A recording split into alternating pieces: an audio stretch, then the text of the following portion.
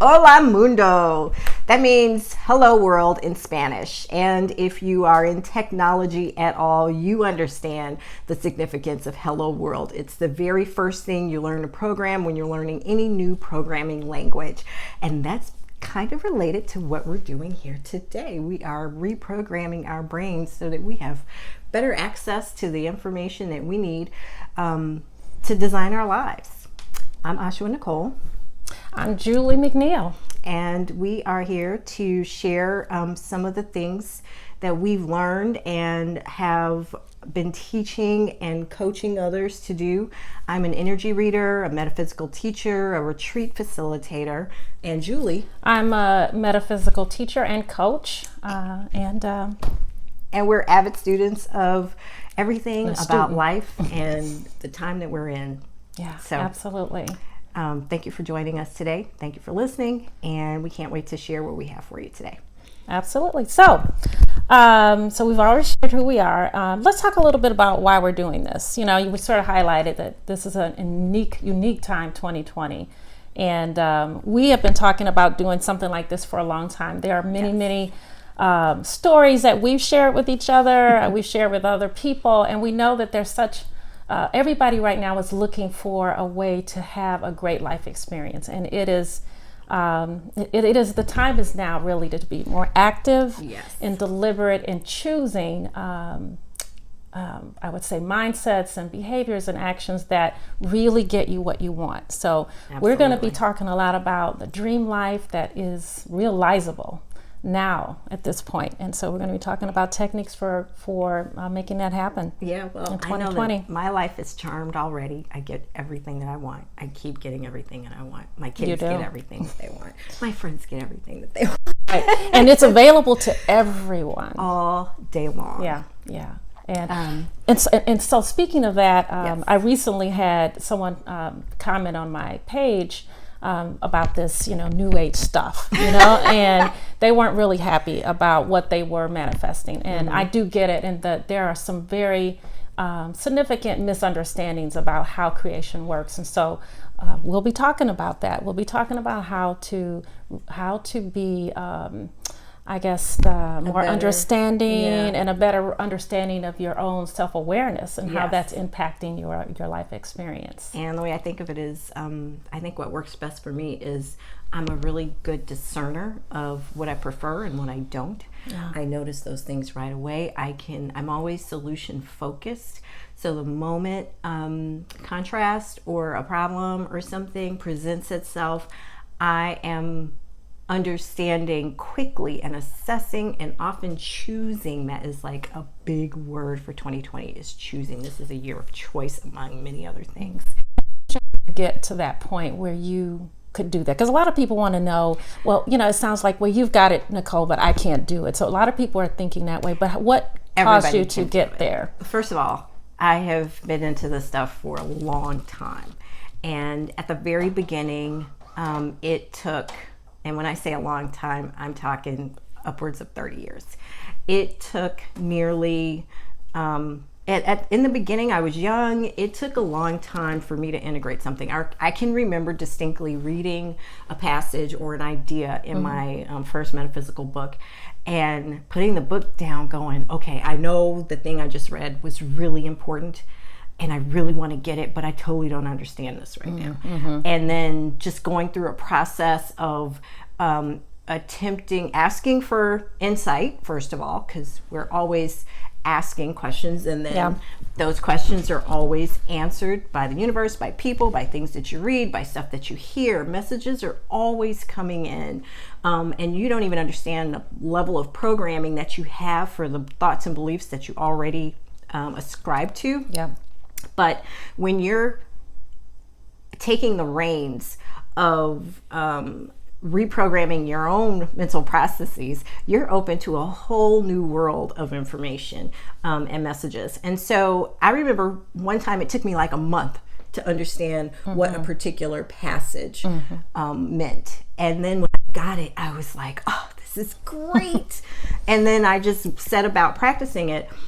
But I've also operated from the idea, I'm from the Midwest. We live in Chicago. And I call it my Midwest values. So I don't just want to talk some stuff or say some things. I really challenge myself or task myself with becoming the message. I need to understand this. I need to be able to apply it at a moment's notice. I need to Dedication. live it and breathe it. Yes. Yeah. And that's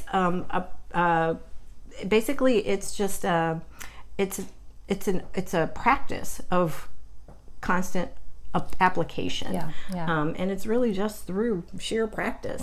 But you have to be patient with yourself. And I have to say, and I don't mean to cut you off, but I have to say that you and I both have been working on this for many, many years. I mean, for me personally, if I look back, it probably started well before I even knew we didn't have a name for it. But I knew that I could change situations by focusing on what the feeling of the situation was. Even as a little kid, I remember if I didn't want to go to school, the next day I would sit up. We had a window up in the dining room, a window sill, and I would sit up there and I would just think about what it feels like to have a fever and not to feel well. And no one ever taught me that, right? And then I'd go to sleep, and the next morning I'd have a temperature, and I wouldn't have to go to school. So there are a lot of these things as we look back, we kind of knew that we could create through our feelings and our emotions, and so just tapping into that feeling. So. But one good thing I am going to say is, even though we've been at it a long time, it doesn't have to take 30 years, but you have to understand energy is moving faster. So it is really a matter of vibration. It isn't really a matter of how many years, but it is simple. It is definitely what you said, your dedication, your constant desire. Choosing. Constant choosing, and really challenging yourself to be self-aware. And even when there's a lot of things that people, maybe you don't want to deal with or address, that maybe you have an issue with something and you always respond negatively when you see that kind of person or have that kind of experience, and then challenging yourself to raise and be better and raise up from that. A big part of it is not making yourself wrong when you're not figuring it out. Oh my goodness. And that's what I mean by patience. I don't really believe in patience. It's not in my belief system at all. Nope. It's never necessary. Patience can be resistive. And there's no need for patience in the vortex. Absolutely. And that's a reference to our beloved Abraham Hicks. However, it's about being unconditional loving, and I'd like to do an entire video just talking about what unconditional love is, because most people have no idea of what that is. We think we know what love is, but what we're really calling love are different aspects of fear, and that has been very common and sustaining in our culture, where with things, if I say, oh, I'm worried about you, or I want you to be safe, those are really aspects of fear. I'm expressing fear with a mask of caring, or fear with the mask of wanting safety. But that's not unconditional love, because unconditional love would never have that perspective. Absolutely. And understanding the difference. And that was a more recent teaching. Oh my gosh, I can't believe it's 2020. So this is probably about 6 years now, when I first came in contact with a really good description of what love versus fear was, in a way that just really gave me an amazing amount of new clarity around it. And it was something that I already understood quite well, but having this new layer of understanding just changed how I framed everything from that point forward. So it's really just about how you're framing life and the stories that you're telling yourself, because we're always telling ourselves stories. I was going to say, at the real basis of the work that I do with my clients really is around this concept of being authentic, and what that means to really be yourself, and to understand your worthiness, that the simple fact that you exist means that you are worthy. The universe would not have created you if you weren't important to this whole all that is. And so the first thing we talk about and I work with clients on is this concept of value of self, and a love of self, and what that really means. And it's so interesting.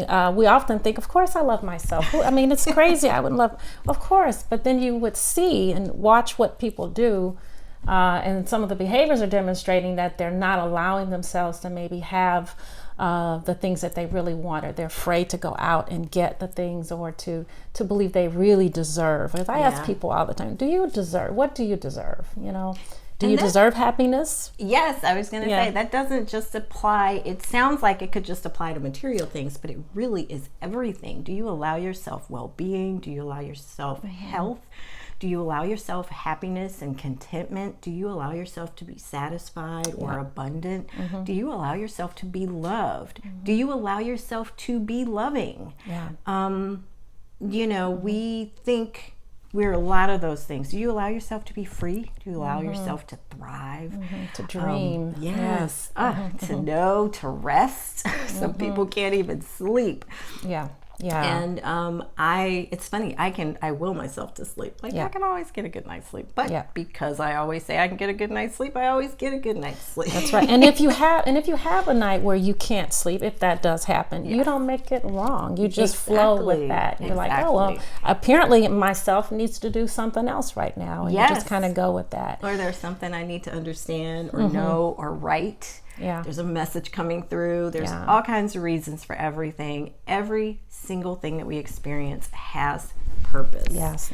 And we are often empowered to choose precisely what that purpose is. Your power is in your perspective. Yes. Is a statement I use all the time. I probably got it from one of the many teachers that we, probably Bashar or Abraham Hicks or something. I don't know. It might be Julie. It might be Julie. I might be channeling my higher version or my future self. But but your power really is in your perspective, and no matter what is happening. And Bashar absolutely you'll hear us talk a lot about Bashar, because I think Bashar is one of the most powerful, transformative teachers, because they're not coming just from they're quasi-physical, so they understand what it's like to be a physical human, or a physical person or physical entity or being, but they're talking often about just the fact that no matter what's happening, it's not the issue of what's happening, it's how you respond to what's happening. And that's where your peace and your joy that you're talking about and happiness and inner being is really found, in that perspective. I'm never not far That's from a freedom place, isn't it? When you have a perspective that can just take you to that freedom feeling where you don't have to make things wrong, or So one thing that we definitely wanted to share for this particular segment, we'll try and keep it short, as it's 2020 and it's still January. And now what? Oh my goodness. I'm so excited for everything that's coming this year. There is so much happening every day, and it's amazing. It seems like things are moving very quickly. It's an intense time. It's a very polarizing time. But I think that's more interesting than it is there's an opportunity. It's Some opportunity. People may be triggered by a lot of the things that are happening right now, but I find it fascinating. I think it's just this amazing show that I get to watch and participate in whenever I choose. However, the things that are evolving in my own life and my own path are very, very exciting to me. So let's talk about the importance of this video. This helps us do a number of things, and this is the best way we felt that we could demonstrate what this is. So the big whoop about 2020 is that it's a year of choice, but it's also a year of clear vision. You are not going to be able to look at anything and not know exactly who you are and where you are relative to it. The important thing is that you take action and make a choice. Choosing first is helpful, but it doesn't require it.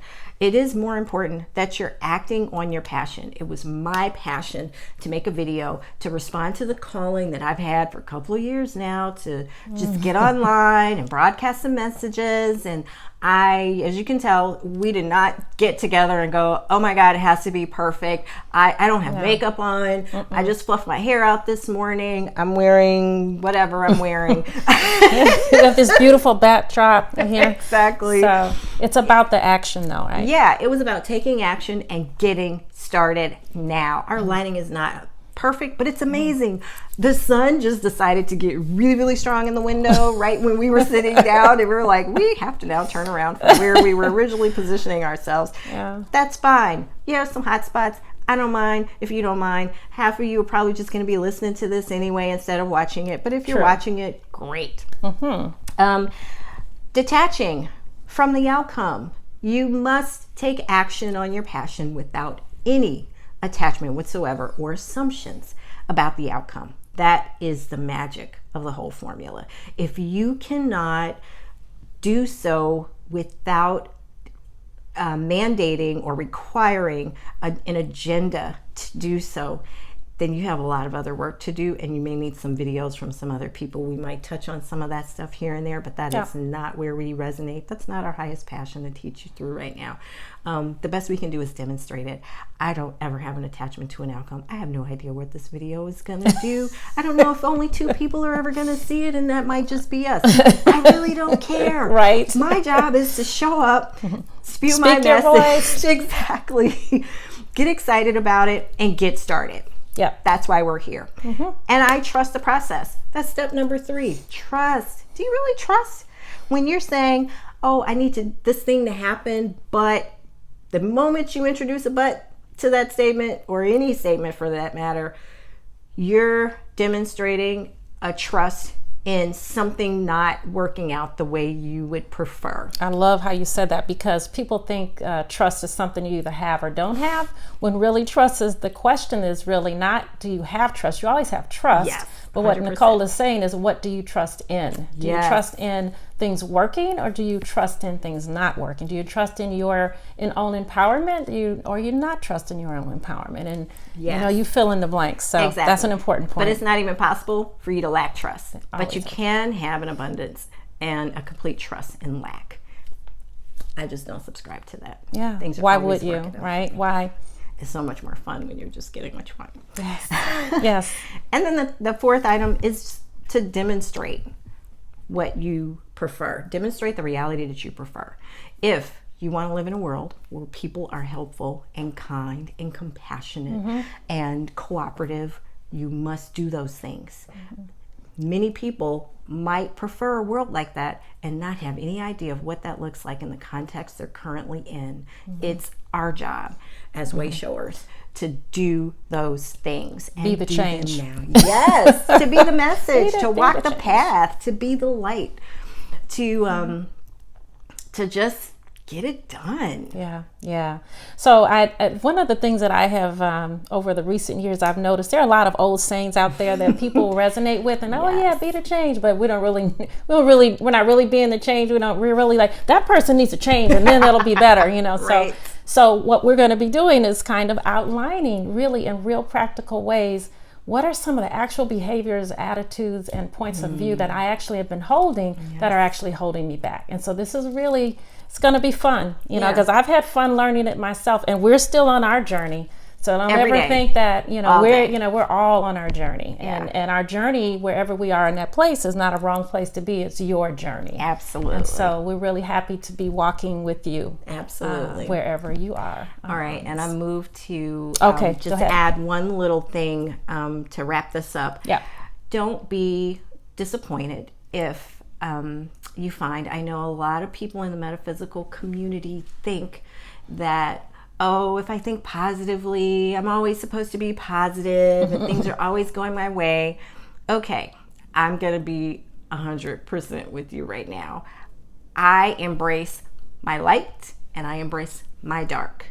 I don't live in the dark, but it's there. It serves me really, really well, because there is no bigger message of what you don't want and what you don't prefer than something that you are not feeling at any given time. Right. I allow myself to emote around that. I don't live there, but it's a really great point of release. If you need to swear, swear. I curse like a sailor. It's all good. It cracks me up when people are like, oh my God, you swear all fucking day long. I am not averse. Will they have trouble with that on YouTube? Mind. Just kidding. Who cares? But yeah, allow yourself to be where you are and know that you always have a choice and it just gets better. Yeah. You just got to move in the direction. Yeah, it's all good. So just really just be in that space that all is well. Fun. And you know, one of my favorite sayings is, I did get this from Eckhart Tolle, one of his books, but it said, you know, the purpose of dancing is not to get to a specific place on the floor. Have you heard that one? No. I just love that one. But you said dancing. So yeah, I always go to a happy place. Right, exactly. So if the analogy to life, the purpose of life is not to get to a specific place, which is why there is this thing that you're saying. It isn't about the destination, it's about the journey, and everybody's heard that one, right? Mm-hmm. But when you really apply it to your life, and what that really means is that even when things aren't happening the way that you envision or that you think you may want, what can you find in that point? And we'll keep talking about that, because that's the hardest one. How do I stay? We're not asking you to be positive and say, I like these things I don't like. That's not what we're saying. But we're saying that there is benefit in understanding what is wanted and what isn't wanted. Absolutely. And the real thing is, now what? Now what are you going to do? Now that you know that, isn't it great that you know what's not wanted? Yeah. So it wasn't a bad thing. No, it was we live in a contextual universe, and that context serves us very well. The sun is shining really brightly right now. You want to move a little? It's warm. Nope. I just want to demonstrate this point, because it's a powerful cooperative component to what I'm about to say. So the sun is shining really brightly. If the sun were out 24/7, 365 days a year, we would not even have a name for it. It would just be that which is. Mm-hmm. The fact that it goes away, and that brightness, the light, the thrill that we get from the energy that we get from it is in absence for a time, that causes us to want to even have a way to express it. Mm-hmm. If we didn't experience darkness, we would have no word for the light. We would have no context within which to even understand what light is. Yeah. And because we have light, we also have a context to experience and express what darkness is. It's just like that. And day and night are in balance, just like everything else. Mm-hmm, mm-hmm. It is not about chasing one away, because we need them both to remain in a contextual environment that we are in. It's rich, it's visceral. There's so much here to explore and to savor. I savor all of it. I love it. I love the light. I love the dark. I love the cold. I love the warmth. I love the up. I love the down. I love all of it. Hot and the cold. Yes, the in, the out, the sour, the sweet. I love it. Life is so delicious in that way. Yeah. Relativity. Absolutely. Everything is relative. Everything has context. Everything is necessary for us to have an experience and to evolve through. It's all here for our fun. It's all here for our joy. It's all here for our experience. And it's all okay. It's all good. It's all good. So we're going to have a lot of fun. And we're just getting started. Yes. So, Thank you so much for listening. We can't wait to come back. We have links and notes in the below the video or accompanying the video that you can use to find us wherever we are, and check out what events or make comments. Other resources. And make comments about your thoughts or things that you heard that maybe you resonated with, or maybe some things that you don't, quite get or don't feel. So just share. We're open. We'd love to hear from you. Open to hearing it. Thank you.